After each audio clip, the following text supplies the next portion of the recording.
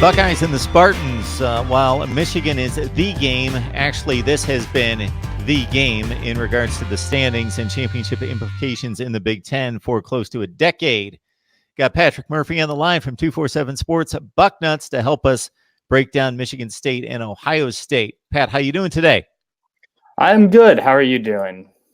I'm doing just fine. Can't wait for a big game on a Saturday night in Columbus. Many of us expected a little bit more resistance in Lincoln. Yeah. I knew that the Nebraska defense had been a sieve for several years. They talked about improvement. I didn't see it against the likes of Colorado and others. So that didn't surprise me, that part of it. But the defense to show up in Lincoln, and I do still believe that Nebraska has legitimate game-breaking, game-changing options on the perimeter. Wan'Dale Robinson and J.D. Spielman's a very productive receiver in the Big Ten. Dedrick Mills and Maurice Robinson at running back, or Maurice Washington at running back, but just could not forge anything against this Ohio State defense when it mattered. It was just another statement game for the Buckeyes, and especially the defensive side, mighty impressive. Absolutely. And I think, the defense is the story of the year for Ohio State. We talked in the preseason or the offseason about that was something that needed to be fixed, needed to be improved. Ryan Day brought in, 4 new coaches on the defensive side of the ball. And so far it's been probably better than anyone expected. They're one of the top defensive teams in the country in all of the major statistical categories. And Nebraska was, as you mentioned, supposed to be that first offense that was going to test them. The defensive line, I think, is where it starts for Ohio State. And you saw that against Nebraska, that first drive. Jeffrey Okudah ends up with the interception of Adrian Martinez, but it's Chase Young and that defensive line that gets pressure on him, forces him out of the pocket. He's athletic enough to get away and throw the ball downfield, but it leads to that interception. And we saw that a number of times during the game, the pressure that was on Martinez and, just not being able to do what he normally is was not comfortable. And then the secondary, they've gone away from strictly man-to-man press coverage at Ohio State, which is something they started with Chris Ash back in 2014 and more or less stuck with it until Urban Meyer retired last year. Ryan Day's hired Greg Madison and Jeff Hafley to run the secondary, and it's been quite the improvement from a disappointing secondary last year. They're doing more zone. They're mixing things up. The players say, there are more coverages, that it's simplified. Everyone kind of knows what they're doing, not thinking as much. So it's hard to argue with the results thus far. And they will face, different offenses, better offenses. Wisconsin's one that I'm very interested down the road when you face a more traditional power I formation, tailbacks, that type of thing. So as opposed to the spread, we saw Nebraska actually on their most productive drive in the first half go back to under center. They did some triple option stuff almost, and we're really rolling on Ohio State. And I actually wrote about this week. Ohio State had to call a timeout. They regrouped on the sidelines, figured out what they were going to do to handle that. And then the next play is the second interception from Jeffrey Okudah. So that kind of turned the game there, because if Nebraska gets in the end zone, cuts it to 14-7, maybe have a little bit different game. But credit to the defensive staff for recognizing, hey, and Ryan Day we need to be able to come over the sideline, take a breath, figure this out. And I think, that just shows what this defense is doing this year. And if I recall that play start to finish as well as I should, not just the Okudah interception on his back, but the pressure caused a wide throw.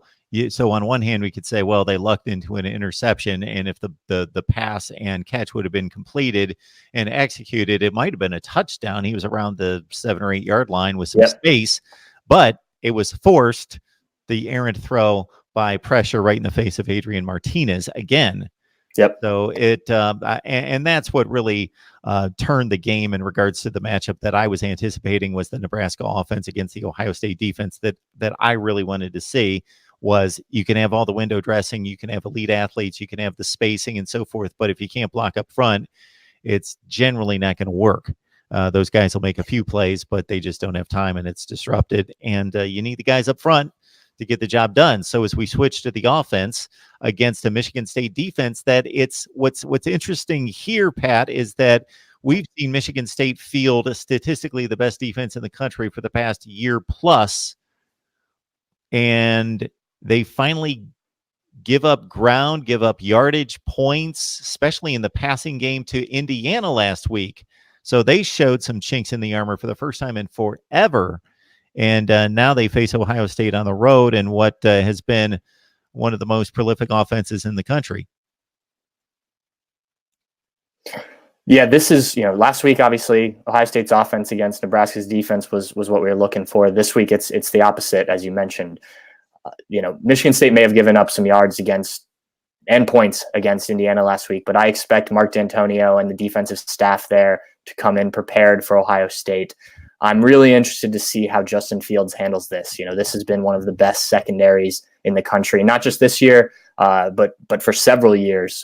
And, Ohio, as I mentioned before, Ohio State went to that press man. They kind of took Michigan State's defense as the example there. He did it in a bit different way, but that was a trademark of Michigan State before Ohio State started doing it. So they're going to try and get pressure on Justin Fields, make him uncomfortable. He's yet to throw an interception this year, over 100 passes. Mark D'Antonio brought that up this week, which makes me think he brought that up to his team.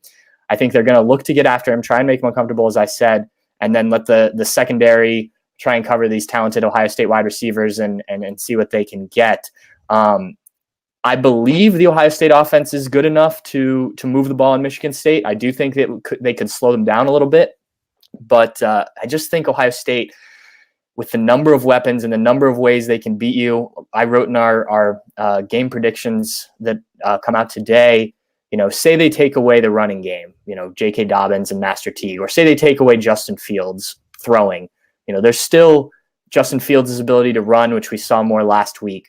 If he can't throw, they can go to a running game with J.K. Dobbins and Master Teague, where you have two running backs that can do some different things. If the running game is not there, Justin Fields has shown he's more than capable of getting the ball to these talented receivers. So while it will be against a better secondary, better defense entirely than Ohio State's faced, it's hard for me to envision anyone completely stopping Ohio State's offense right now. I think they're just kind of cruising right now, and it would take something special, I think, to slow them down. For as good as Dwayne Haskins was and is, it's just a completely different dimension. So if Justin Fields, and he has been to date, can be 80 to 85% of the passer that Dwayne Haskins was, and I know that's asking a lot, but I think he's certainly capable of it. Whether I don't know if that adds up statistically, but he throws 35 touchdowns this year, certainly on a pace, but he needs to throw the touchdowns when they're going to need them, Penn State, etc., down the line.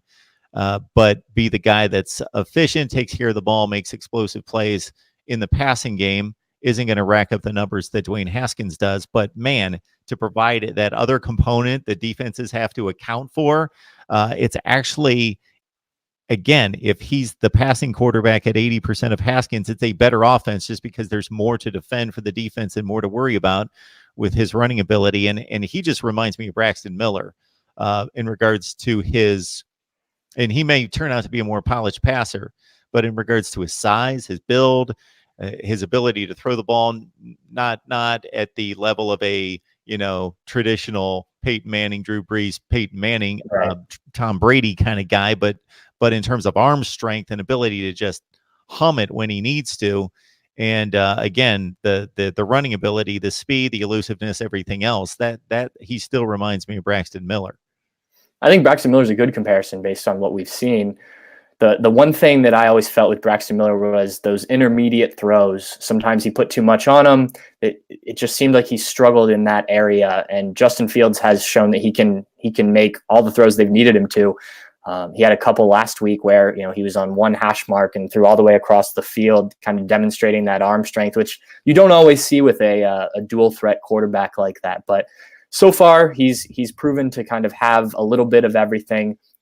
They haven't run him a lot just because they don't have a lot of depth, and frankly, they haven't needed to. Like I said, we saw it a little bit more against Nebraska. Some of that was called, some of that was him improvising. The first touchdown of the game was a 15-yard run where he just didn't have anything downfield, and the offensive line kind of parted the defensive line in front of him, and he had a straight line to the end zone. So why not take that?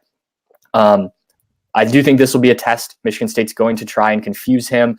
He's going to have to throw into tight windows. These cornerbacks can cover. Ohio State's receivers have done a good job of getting open, but they haven't played cornerbacks like this. So this will certainly be a test. The kid just doesn't seem to worry about this kind of stuff. I asked him this week about preparing for this Michigan State defense, and he said he's going to go about it the same way he's done every week. He feels like he prepares well. The coaches prepare him well. And, it's just a very even-keeled, attitude from him, which is what I think you want from a quarterback. All of his teammates say he's great in the huddle. Obviously we don't see that, but it seems to be working. So, I came into the season expecting Justin Fields to be good, and maybe take some time, and maybe by the end of the season, and I think we even talked about this, start to really show the player that he can be, the 5-star recruit that he was, and then maybe in 2020 really be a Heisman Trophy candidate or someone that leads the Buckeyes to a national title. So far through the first 5 games, and again, the opposition hasn't been the toughest, but he's gone out there and more than exceeded my expectations. And I think if you were to talk to people in the Ohio State program, given what they saw in the spring, he probably has exceeded everyone else's expectations as well. Mark Rogers TV, the voice of college football. This is the place to be if you love the game that we love. Lock it in, like, comment, share, and subscribe. We got week 6 previews all over the place, including both sides of the Michigan State, Ohio State game on Saturday night. So check out the Sparty look that we posted just a few minutes ago. So, Pat, when you look at this offense, I'm going to give you the impossible question, because we knew it was going to score points, get yardage, that sort of thing. My concern was, are they going to do it at the right time against the right opponents? The overall numbers are just going to be there. They just have too much talent.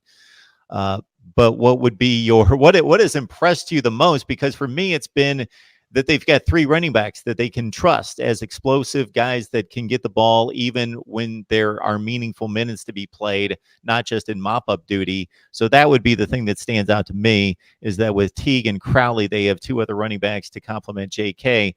But for you, in a offensive explosive year where there's so many ways to go with this question, what has impressed you the most?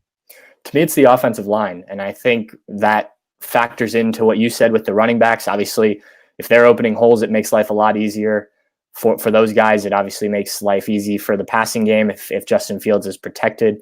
But Ohio State lost 4 guys from last year's team. 3 graduated, and Michael Jordan left early, which I think was a little unexpected. He played center last year. The thought was he would move back to guard and Josh Myers would step in at center. So he decided to declare for the NFL a year early. Wyatt Davis has stepped in at that guard position. Josh Myers has been very good at center. They brought in Jonah Jackson at left guard from Rutgers, a graduate transfer. He has fit in seamlessly.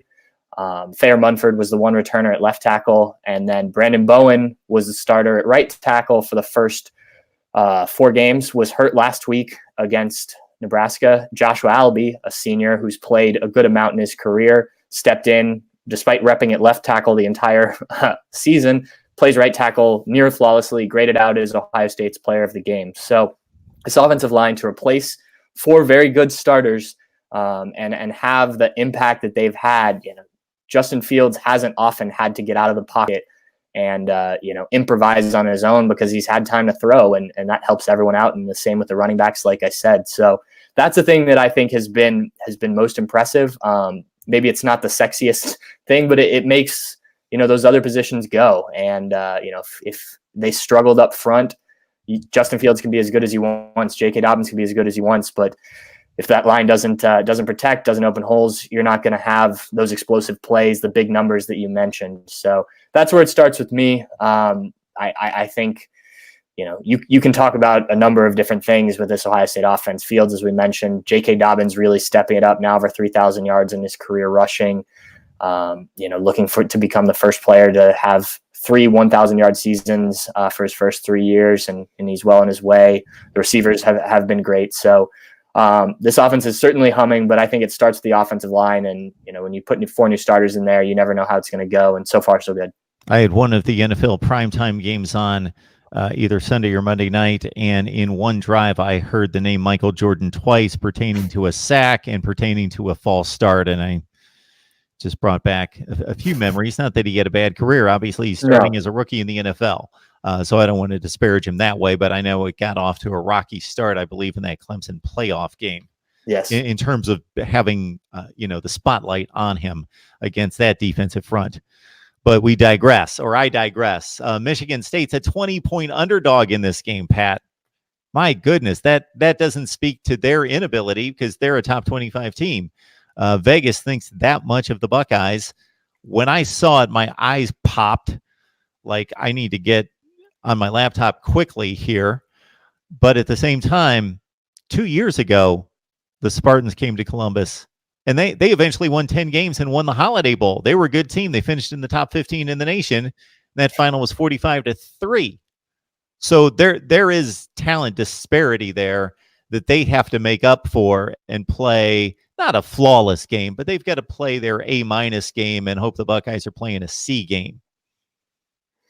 Yeah, I think the biggest thing for Michigan State when they've been able to either beat Ohio State for the most part, which has happened twice since 2012, I guess, when Urban Meyer came, once in the Big Ten championship game in 2013, and then when they upset them in Columbus in 2015 to end that undefeated run after the national championship.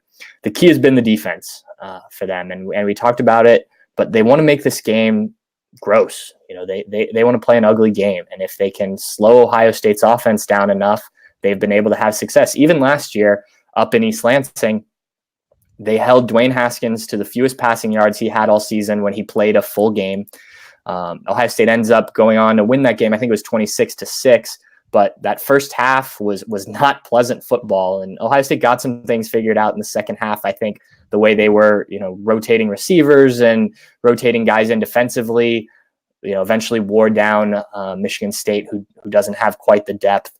The biggest thing for me going into this game is going to be the start. If Ohio State comes out like they have in pretty much every game this year and is able to go down the field, get in the end zone, maybe build a 10, 14-point lead early on, the crowd's really into it, I think that game could get out of hand quickly. If Michigan State's able to contain Ohio State's offense or get down the field and score themselves, take the crowd out of the game a little bit, then I think you might have a bit more of a ball game. And in Nebraska, that was another key with Nebraska last week. Ohio State was able to build a lead.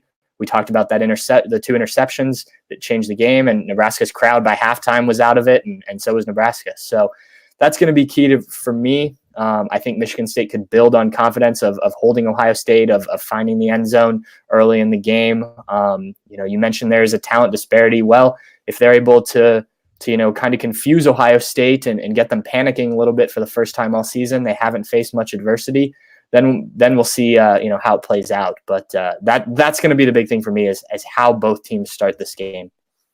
Yeah, for as deplorable or as exceptional as the defense has been for Michigan State for a year plus, arguably the best in the nation, the offense has been deplorable, scoring like single digits through most of the second half of 2018, pretty much picking that up this season. Had the one breakout against a MAC opponent, but really last week's performance bodes well for what they could do this weekend and in the future as they finally scored and gained a lot of yards and moved the ball through the air. Brian Lewerke, 300 yards passing. He's got 10 touchdowns and 1 pick on the season. So he's had a nice season as Michigan State finally put some points on the board, 40 and big yardage numbers against a decent Indiana defense for the first time that they've been anything close to productive on offense for, again, over a year. All right, Pat Murphy on the line, breaking down the Buckeyes. You could join him and the rest of the staff there at Bucknuts, 247 Sports platform for Ohio State football with Michigan State on the docket. We thought maybe the second of the big games in 2019. Maybe we'll make it now the first of the big games and the big challenges for the Buckeyes. Even though Ohio State's a 20-point favorite, this Michigan State team is certainly, as Ohio State fans know from recent history, not to be dismissed. I think, Pat, as we leave you here, certainly would love your comments on the series because it's been the series, even though it's not the game, and Michigan will always be Michigan and special. This has been the series in the conference since 2009, 2010. Yeah, I completely agree. Mark D'Antonio, head coach who has not only Ohio State roots, but Ohio roots, was the defensive coordinator under Jim Tressel. was a head coach at Cincinnati before he went to Michigan State. There's a lot of members of that staff that have ties to Ohio State. A lot of Ohio players that didn't get recruited or didn't get recruited as heavily by Ohio State on the Michigan State roster. So I think that's kind of what makes these games interesting. You know, there have been, as you mentioned 2 years ago, where Ohio State's run away with things, but for the most part, these games have been close over the last several years. I think there's a lot of motivation on Michigan State's side when they play the Buckeyes because of the Ohio and Ohio State ties I mentioned. But anytime you have a good defense, you know, you're going to be able to at least be in a game or envision how you can be in a game, and that's been the key for the Spartans in every game, but specifically against Ohio State. They always seem to find a way to scheme things. Mark D'Antonio usually has a trick play or two that they pull out.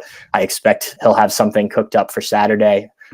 So yeah, the series has been a fun one. As I mentioned before, there was that 2013 Big Ten championship and 2015 upset in Columbus. Both of those led to Michigan State winning the conference, and in one instance in 2015 going to the college football playoff. So as Mark D'Antonio put it this week, the Big Ten, or at least the Big Ten East, goes through Columbus. Michigan State will obviously have to come here and get a win if they're going to contend. You know, we're only a few games in. You don't want to start with a loss early in the Big Ten Conference. So it should be a fun one. Good atmosphere. You know, as much as we don't like the alternate jerseys, they tend to bring out the crowd, and you know, the black in Ohio Stadium is at least a different look. So I'm excited for Saturday night. I hope we get to see a good game. As much fun as it's been watching Ohio State blow teams out, I'd like to be still dialed in, more so in the second half rather than already writing my game stories. Good stuff from Pat Murphy. Again, Bucknuts 247 Sports. Join him right there. Pat, we appreciate you stopping by. Enjoy the game. Absolutely. Anytime.